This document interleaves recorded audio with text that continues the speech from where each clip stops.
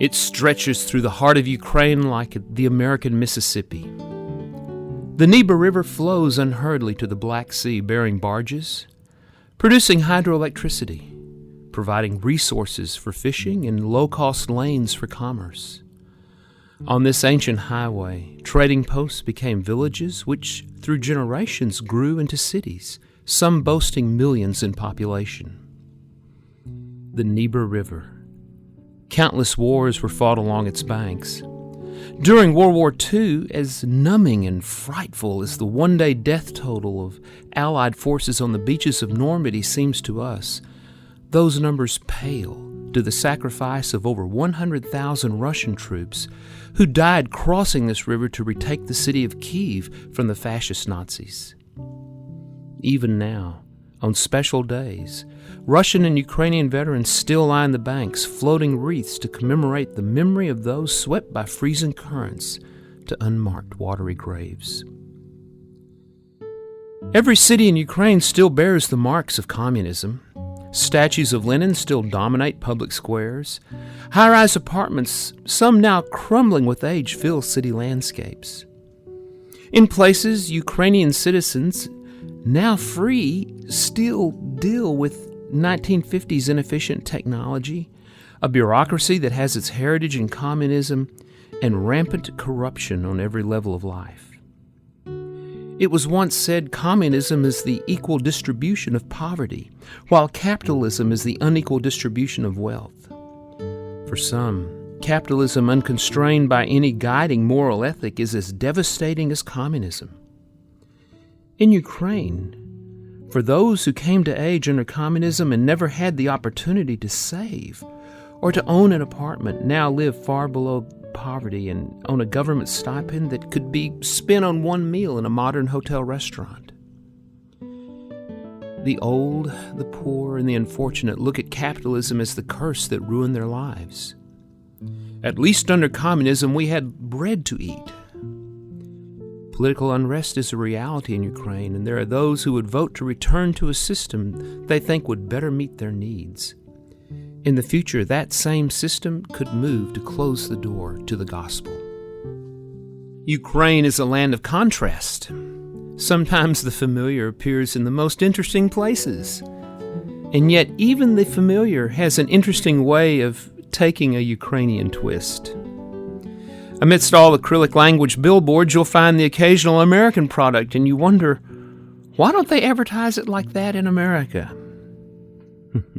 There are some universals. Take children I met by a fountain as we were on a city tour passing out leaflets for the evening concert. These children all study English in school and were excited to try their newly acquired skills on me, the poor innocent tourist with a camera. Note the conversation starter by one child towards the back. Oh, good morning. You like beef?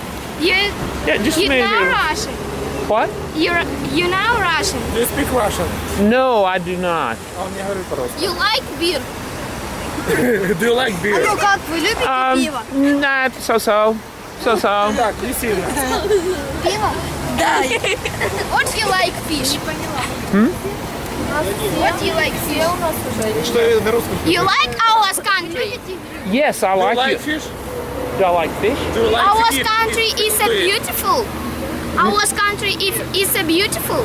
It is a beautiful country. I come from Texas. You ever heard of Texas? Yeah. Roger! All right. What in school? What grade? What is your name? Walter. My name is Alex. All right, Alec. I'm glad to My meet name you. is Vadim.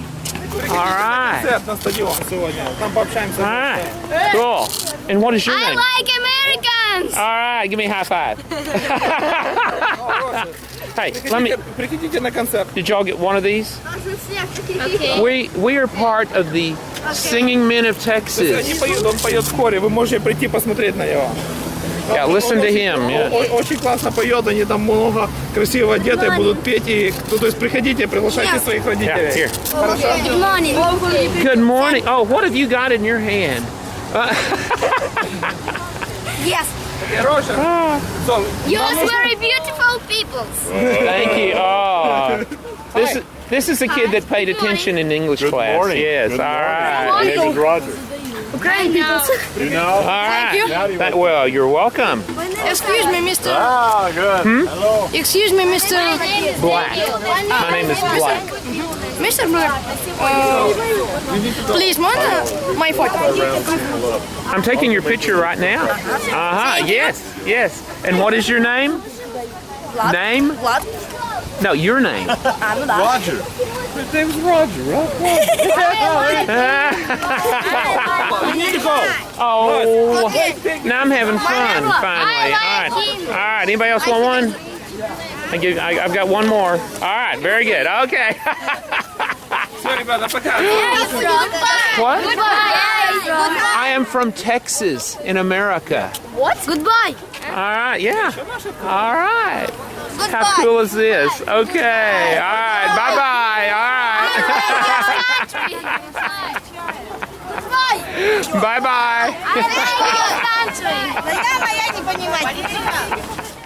I love Americans. What a wonderful thing to hear from the lips of a child who probably has no idea American flags burn in effigy in other parts of the world. Many Ukrainians do love America, and especially those Americans who will come to their cities and teach them English. You may take it for granted, but you possess a valuable commodity that is sought the world over. You have the ability to read and speak the English language. That ability is seen as a necessary skill for upward mobility. In Ukraine, once Michael Gott realized that the teaching of English could be used as a doorway to share the gospel, he created an organization that used the desire to learn English into a very different language, the language of heartfelt love. Motivated by God's Spirit to reach every part of the world, American Christians come for 2 weeks at a time to host English classes. Now, if a Ukrainian offers to teach English, very few will even walk around the corner to attend their class. But when a native speaker of English is willing to come, Ukrainians flock to learn, signing up online sometimes weeks in advance.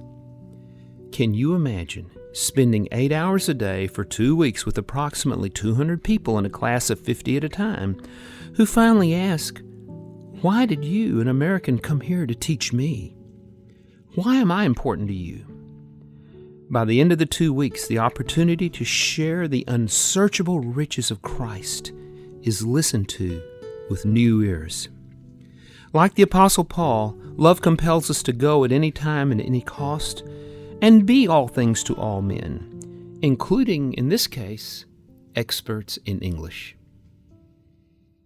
How did the singing men fit into this picture?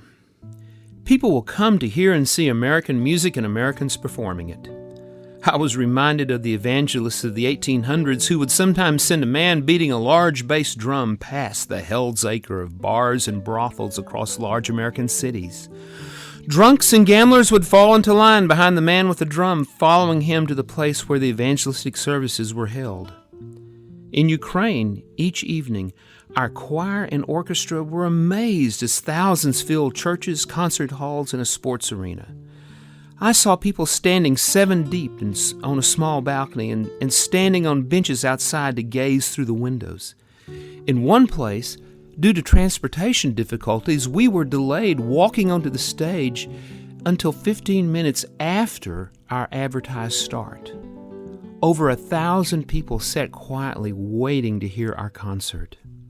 In another place where there were no large parent churches but only 100 or so small Baptist congregations throughout the region, they worked together, and through their faith, prayer, and hard work, over 3,800 people filled a sports arena.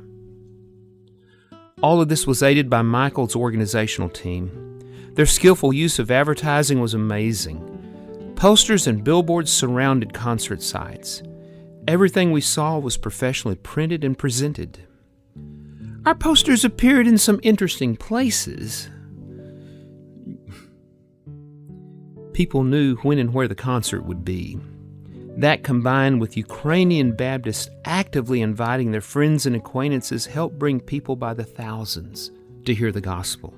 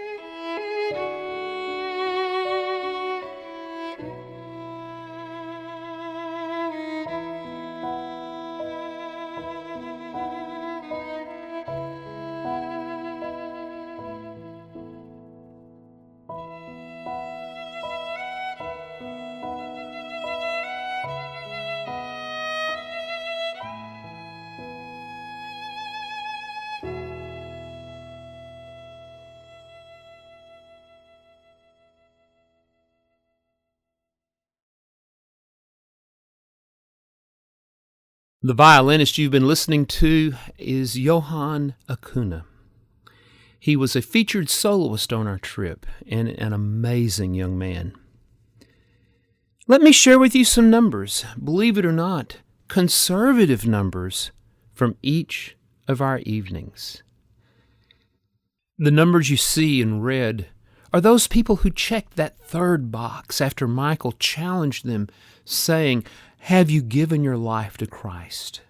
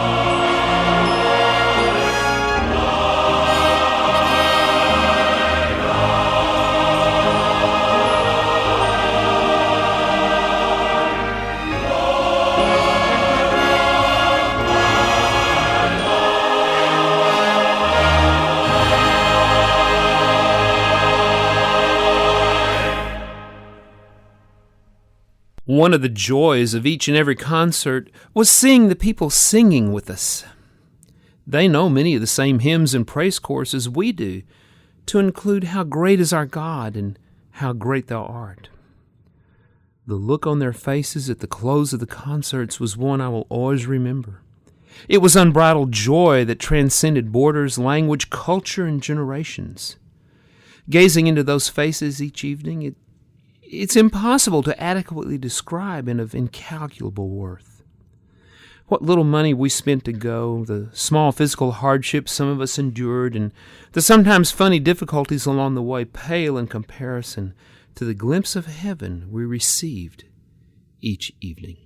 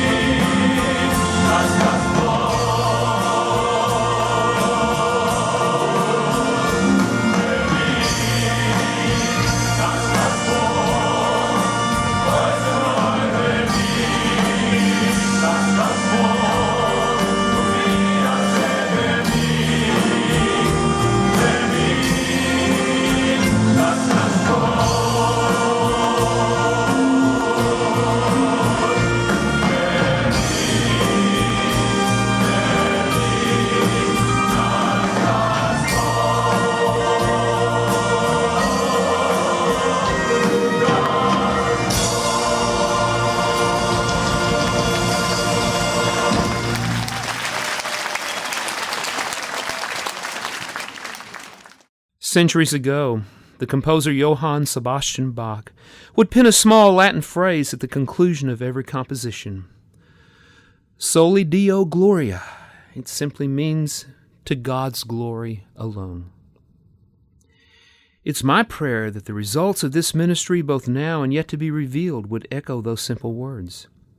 To His glory alone. To God be the glory, great things He has done. Let me close with a brief word from Michael Gott. Hello, everybody. I just want to share some good news with you. Not just good news, but very good news of a wonderful ministry here in Ukraine. And behind me, you can see the skyline of the city of Kyiv. Walter is here, and he's here with two of the members of your church, and they have been an important part of everything that's happened. Many nights we've had 1,000, 2,000, up to as many as 3,000 or 4,000 people gather to hear us sing and preach the gospel of Jesus Christ. And when we've given them an opportunity of registering their own decision, they have responded in unbelievable numbers. We give God the glory for all of this, but we thank a church like yours who makes an investment in our work here that makes it all possible. We've visited some of the largest cities, and we've had opportunities of sharing the message of Jesus Christ with people who've never clearly heard a biblical evangelism message. Here's how to come to Jesus. But there's more. We've given copies of the New Testament. We have encouraged the churches to do follow-up. And now we're coming to the climax, to 2 nights in the capital city. Kyiv is a city of over 2,400,000 people. And we're going to be in 2 of the largest Baptist churches. They will be filled. Prayer is already being prayed through the churches throughout the city of Kyiv for an effective evangelism event. But you've stood with us, and you have been an important part of all of this. And so let me say thank you and tell you it's cooperating together that makes effective evangelism possible. Listen to what Billy Graham said. All effective evangelism is the result of Christians cooperating together. And that's certainly true in this situation. So thank you. God bless you. What a joy it is to share with you the victories that have been ours and the impact that your church has had on making this something very special. God bless all of you. There's a nation about the size of Texas above the Black Sea that is responding to a move of God in its midst. Henry Blackaby teaches us to find where God is working and go, run to join Him in it. 2 years ago, when I heard the first reports of the ministry of the singing men in Ukraine, I knew I had to go. I believe God is working in Ukraine and has good works prepared beforehand in eternity past with our names on them. I hope some of you will go with unbridled joy discover the blessing of walking in those works the Lord has for you in that place.